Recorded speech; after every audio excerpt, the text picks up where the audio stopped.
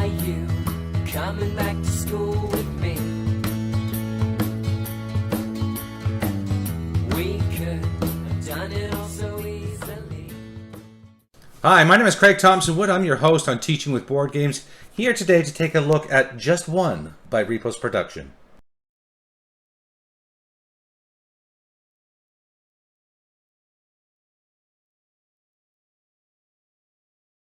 So as is the way now, as I'm going to be doing things, I'm going to take you straight to the table and show you how this game is played. So in Just One, the idea of the game is you are working together as a team to try to help the person who is the guesser for the turn to be guessing the mystery word by you giving them just one clue. Now this whole idea of just one comes up several times through the game, which makes it such an aptly named game. So this is the setup for Just One, and it's incredibly easy because all you're doing is you're giving each player who's playing one of these easels, each player should be getting their own marker. I guess you could share those, and then there's a deck of cards. I've sort of set up for a 5-player game here. Now these wouldn't all be facing the camera as they are here. They would be each facing the individual player. Now the person who's going to be playing, say they're sitting on this side of the board, what they're going to do is they're going to take a card. They can't look at the card. That's very important. When they take the card, they just take the card and they flip it over like such. So like I said, they're sitting over here, so this card is now facing the other players in the game, and they show us this card. So we all see the card, the other players in the game, and now the player is going to choose one number from that list. So they choose a number between 1 to 5. So they choose just one number.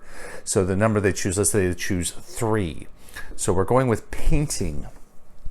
So now each of the other players is going to choose just one word to put on there. So let's say this player says brush,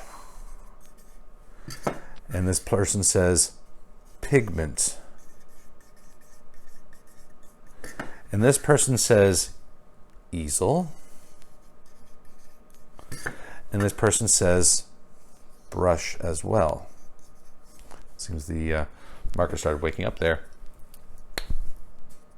Okay, so now what happens? So each of us is doing our words separately. We don't show the other players what our choices are. This is all done in secret. Now that we've all chosen our words, again without the other player seeing, we then turn our words around and compare with one another what our words are. Now, each of us is allowed to give just one clue, but there can also be just one instance of that word being used. So in this case here, where there is 2 brushes, these ones are disallowed.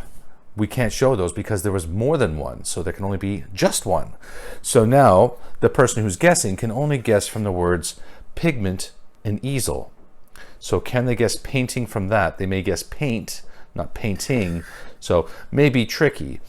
So that's going to be how the game is played.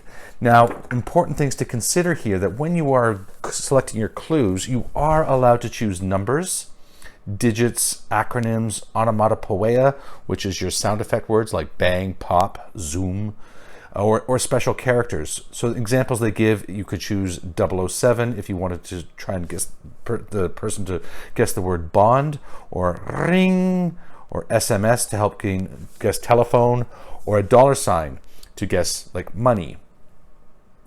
What you cannot do is you cannot just spell the word differently. So if you're trying to guess painting, you couldn't put the word P-A-Y-N-T-Y-N-G, for example. That would be wrong. You couldn't use the word from the same family. So you couldn't put paint for painting. That would not be okay. You can't invent words to help them guess it. So there has to be real words that you're using, and you cannot use words which are phonetically identical. So like, you know, deer, D-E-E-R or D-E-A-R, you can't use a word with a different spelling, like different spelling, same sound, to guess that. So now when it comes for times for the person to guess, now one thing I should be mentioning first is that what you're going to be doing actually is you're going to be giving yourself a deck of 13 cards to start. So 1, 2, 3, 4, 5, 6, 7, 8, 9, 10, 11, 12. So you're not using all of the cards in the deck. So you have a deck of 13. There's 12 here and 1 here, so that's my deck of 13. So when the comes time for the person to guess, if they guess correctly, great, you get the point. If they choose to skip, then because they don't feel comfortable, they don't think they know it, then you just discard this card and you don't get the point. If you choose to guess and you guess incorrectly, you lose this card, but you also lose another card from the top of the deck. So there is a penalty for guessing wrong, so you have to make sure that if you're guessing, not make sure, but that's the risk that you're taking, that if you are going to guess, that you need to be very confident about that, because otherwise you're costing yourself not only the point potential here, but one more from the game. So then once that player's had a turn, it goes around and you keep going until the deck is empty. Once the deck is empty, you look on the back here for your score. So the top score of 13 is your perfect score, and so on. So it rates you on how you did. There is a variant for 3 players as well, where everybody's going to take 2 clues, but I think that would be, I don't know, not as much fun. I wouldn't recommend that one. I would recommend this one definitely more for the higher numbers of players. And that is how you play just one.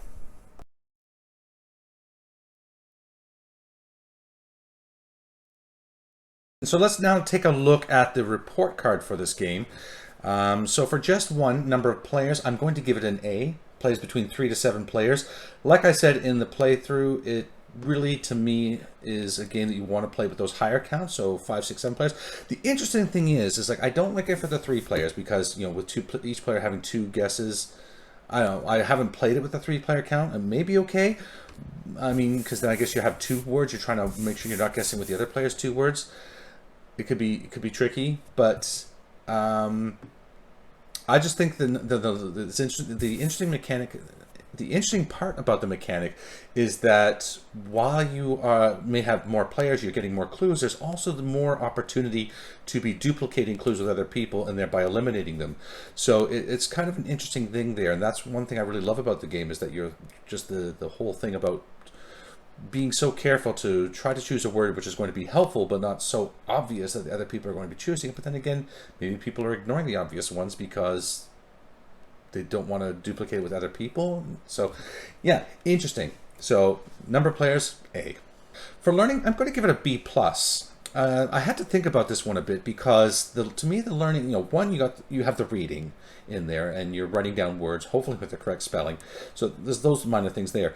But the real thing to me is that it comes in the whole puzzle aspect, where as the players who are providing the hints to the guesser, you are thinking of all the different words you can think of that mean the same thing, associate with it. It's really sort of taxing your brain to be creative and think of things in interesting ways. And as the guesser, putting those clues together and thinking about how you can be, what they all mean, how they all relate, and what you can do to come up with the answer. There's just a lot of really interesting things happening here that it's just a good exercise for the brain. Nothing sort of curricular knowledge. It's not the kind of thing that I would be saying you could be using to teach concepts in a classroom, but for purposes of just, you know, those mental exercises, like I say, stretching the brain and just thinking outside the box. Great game for that.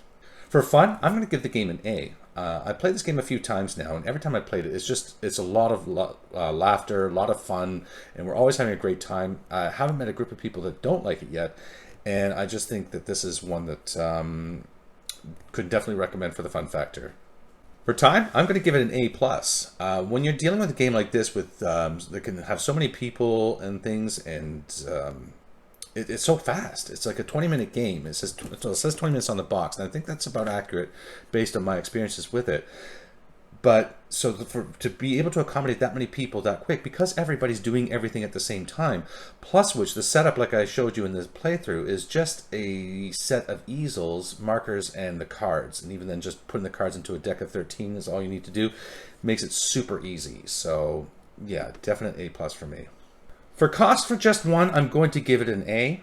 The game is $30 at levelup.co. And I think that for a game like this, that's a great price.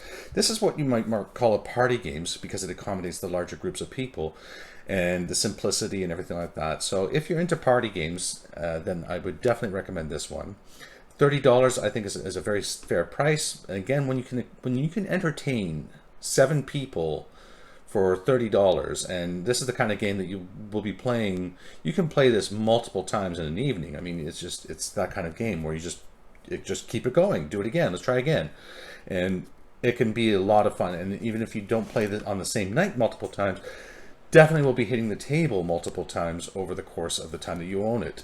So if you want to get this for a classroom, again, I think that students are definitely going to love this game, and there's not a lot of parts and things there to lose, so it's really a win-win game for me, and one that I would recommend for you. All right, let me take you to my final thoughts. So one thing which I think is really wonderful about Just One is its flexibility to be able to transcend between being a great game for home and family and friends, as also one that can be doing well in a school setting. In the school setting, like I said earlier, would not be one I would be using in a classroom per se. I mean, there might be adaptations and things to it. Now, as I'm thinking about it, there might be ways to adapt this to things, and that might be one to come back to later. But just maybe in a board game club, this one won't be excellent because it's cheap. It has very few moving parts, very few components and things to be worried about losing. If you lose a card, no big deal. There's lots of cards there. The easels are fairly easy and straightforward, and dry erase markers are replaceable. So overall, the game is a very simple concept, but can again accommodate those larger groups of people and be done in a short space of time. So overall, great game for board game clubs and stuff, and I would definitely recommend it for that. And for home use, like I said, it's one that it can be so flexible and easy to accommodate groups of people if you're having them over for a game night or something. It's fast, so you can do this as sort of an appetizer into the games. Start off with this one before you get into something heavier, or close off with it. However you choose to do it, I just think this game fits both of those realms very nicely. So if you're new to the channel, then what I'm doing is I'm putting out content on a weekly basis around topics of gamification, game-based learning, looking at games like Just One and how they can be used to promote education and to help us to be learning, whether it be in the home, the classroom, or wherever. Games are a wonderful way to be learning, and one that I use often in my own classroom. If this sounds good to you, then please do remember to hit like and subscribe down below. It really does help the channel, and I do appreciate it. And maybe even that little bell icon to indicate when I'm putting out new content, which, like I said, is on a weekly basis. If you have any ideas for games you might like to see on the channel, or topics of discussion you might like me to broach on the channel, then please leave me a message in the comment section below. I do love to hear from the viewers, as it helps me give you relevant content.